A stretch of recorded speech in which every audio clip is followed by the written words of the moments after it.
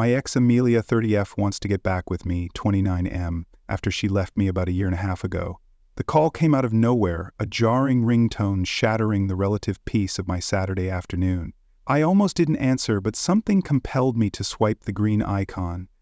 A name I hadn't seen in months flashed across the screen. Unknown. A shiver ran down my spine.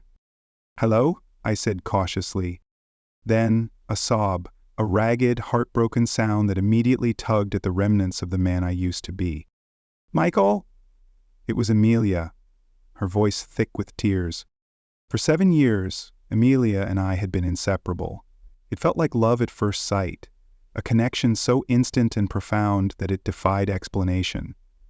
Everything felt so natural when we met, a comfortable ease that settled over us like a warm blanket. After about 2 years of dating, fueled by youthful optimism and a shared vision for the future, we decided to tie the knot. Not soon after, we welcomed our baby boy Leo, 4 men. He was a pandemic baby born into a world of uncertainty and fear. As a result, Amelia ended up quitting her job, while I continued working as a line cook, slaving away in a hot, cramped kitchen. I supplemented our income by doing Uber Eats on the side, delivering meals late into the night to keep our little family afloat. After things went a bit back to normal, as the world slowly emerged from the pandemic shadow, Amelia told me she didn't want to be one of those women who lose their passion after settling down, who sacrifice their dreams for motherhood. So, with my encouragement, she went back to finish law school and take her bar exam. Of course, I wholeheartedly supported her, believing in her potential and wanting her to achieve her goals. We tried to make it work, juggling childcare and coursework, fueled by mutual respect and a shared understanding of the sacrifices we both were making. After she passed the bar with flying colors, she immediately got hired at a prestigious firm downtown through the help of her friend, Daphne, 33F, who we affectionately and perhaps unkindly nicknamed Dumbo. This is where the problem started, the slow, insidious erosion of our marriage. From the get-go, Amelia began making good money, a stark contrast to our previous financial struggles. Good enough that she told me to quit my job and take care of our son full-time, as she won't have the time to balance her career with motherhood. I said no. I loved my job. Cooking was my passion, a creative outlet that brought me joy and fulfillment. I had even worked my way up to full-fledged chef, finally achieving a level of recognition and respect that I had worked so hard for. My biggest regret in our marriage had to have been her talking me into leaving, chipping away at my confidence and making me doubt my own aspirations. But I did it, wanting to support her dreams, hoping that it would strengthen our bond. I became a sadha on set, a role I initially embraced, cherishing the time I spent with Leo.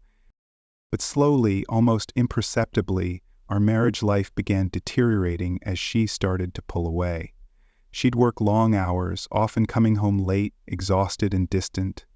She'd barely spend any time with us, her attention always divided. She'd go out drinking to network with her work colleagues on weekends, sometimes even going out of town for conferences and seminars. At home, she'd always just be pissy with me, snapping at me over trivial things, finding fault in everything I did. It's like her personality did a complete 180. This wasn't the sweet, nurturing girl I fell in love with all those years ago, the woman who had once been my best friend and confidant. She was a stranger, cold and ambitious, driven by a desire for success that seemed to consume her entirely. Our intimacy became almost non-existent, our physical connection fading into a distant memory. After going through therapy, I can now see that I am to blame as well. I should have communicated better and shared how I felt, instead of bottling up my emotions and allowing resentment to fester. Luckily, the highlight through this all was my son. Seeing him grow, witnessing his milestones, and being there for a lot of his firsts made everything feel like it'll be okay, a beacon of hope in the encroaching darkness. His laughter, his hugs, his unwavering love, they were the only things that kept me going, the reminder that I was still a father, that I still had a purpose. One day she finally came up to me and asked for a divorce. I wasn't surprised. I felt everything was eventually going to lead up to this, that the writing had been on the wall for months, maybe even years. But I still didn't want to give up. I asked if she's sure about this or if she wants to make it work, I recommended couples counseling, a last-ditch effort to salvage what we had. I even suggested temporary separation, a chance for us to step back and reassess our relationship. She declined both those offers, her eyes cold and resolute. Then she dropped the bomb, the revelation that shattered everything I thought I knew about her. She told me she found someone else. Hearing this shattered me, even though a part of me had been expecting it. Her changing and us growing apart I can understand, but never once would I have thought that she would be the type to even entertain other men, to betray our vows and sacrifice our family for a fleeting moment of passion. She told me it's some partner at her firm. Haha, when did my life become a Korean rom-com? She told me that he invited her out a couple times and showed her the life of luxury she deserves. We argued for a bit, her words like daggers piercing my heart. She told me that he is twice the man as me, that I wasn't good enough, that I was holding her back from achieving her full potential. She called me feminine for being a stay-at-home dad, implying that I was weak and emasculated, while his wife was working hard and bringing home the money. What? It was your idea? And what about me working 2 jobs during the pandemic? To her, those weren't real jobs, just menial labor beneath her. And I was just a delivery driver and a cook. Wow. She told me this new guy is an alpha male who knows a woman's needs and how to take care of her. She bragged about how tall and muscular he is, how he has a real job, and took her on weekend getaways that she told me were work, showering her with gifts and attention. And here's the kicker. He's such a man, he doesn't want to make things official until me and her are separated. I almost laughed at how delusional my ex had become, how easily she had fallen for his charms, how willingly she had embraced his warped worldview. I asked her what about her son, the innocent child who deserved a stable and loving family, and she said, I can have him, he likes me better anyways. I think this hurt the most, the casual disregard for her own child, the willingness to abandon him for a fleeting moment of pleasure. I couldn't believe she said that about her own son, throwing him away like he's some object, an unwanted possession. For the first time, I couldn't recognize the person in front of me. The woman I had loved, the mother of my child, had vanished, replaced by a cold, calculating stranger. I won't lie, I did let the anger get the best of me and said some hurtful things back, unleashing years of pent-up frustration and resentment. I called her selfish, shallow, and blinded by ambition. I told her she was making a mistake, that she would regret this decision for the rest of her life. I could tell she was taken back by this, probably because I almost never get that angry, always priding myself on being calm and composed. She turned around and left, slamming the door behind her, leaving me alone in the wreckage of our shattered marriage. After she left, I cried my eyes out for 2 weeks, a torrent of grief and despair washing over me. I was lost, confused, and utterly heartbroken. I don't know, I didn't love her anymore, not the person she had become, but life without her felt so scary, so uncertain. The only thing that kept me going was my son, his unwavering love and his innocent reliance on me. I knew I couldn't turn to the bottle or go down this dark path because of him. I had to be strong for him, to provide him with the stability and love that his mother was so readily abandoning. I managed to beg for my job back, swallowing my pride and pleading with my former boss. They rehired me for some weeknights only, which was better than nothing, a small victory in the face of overwhelming defeat. I spent the next months just putting my head down and working in silence, focusing on my son and trying to rebuild my life. The divorce proceedings were moving quickly, and before I knew it, it was official, a clean break from the woman who had once been my everything. The worst part about this was, I felt like I had no support system. On social media, everyone was praising her for being this strong, independent woman who broke free of some metaphoric shackles, like I was some villain holding her back, preventing her from achieving her dreams. And not a single person messaged me on how I'm doing, offering a word of comfort or support. And thank God they didn't, because this is what made me want to try therapy, to unpack my trauma and learn how to heal. I haven't looked back since. For all those that are unsure about therapy, I'm telling you it works. It's an investment in your mental health, a tool for self-discovery and personal growth. Now fast forward to this week. I received a phone call from an unknown number, and when I picked up, It was my ex on the other line, bawling, her voice a broken whisper.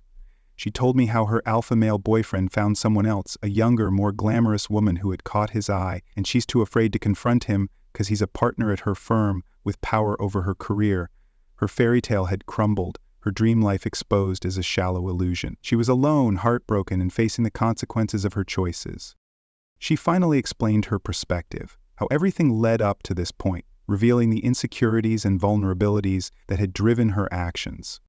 Basically, my ex has admittedly always been really pretty and a social butterfly, traits that had defined her sense of self-worth. After she had our son and the pandemic hit, she felt ugly and insecure, her body changed by pregnancy, her social life curtailed by lockdown.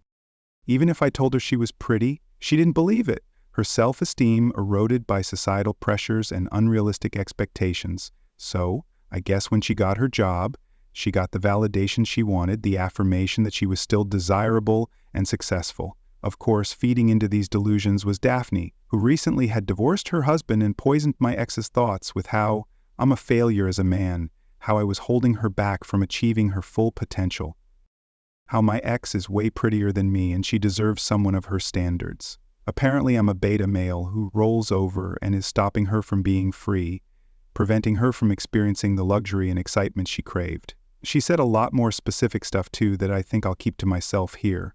Details too personal and embarrassing to share. But it was definitely an eye-opening conversation, revealing the toxic influences that had warped her perception of reality.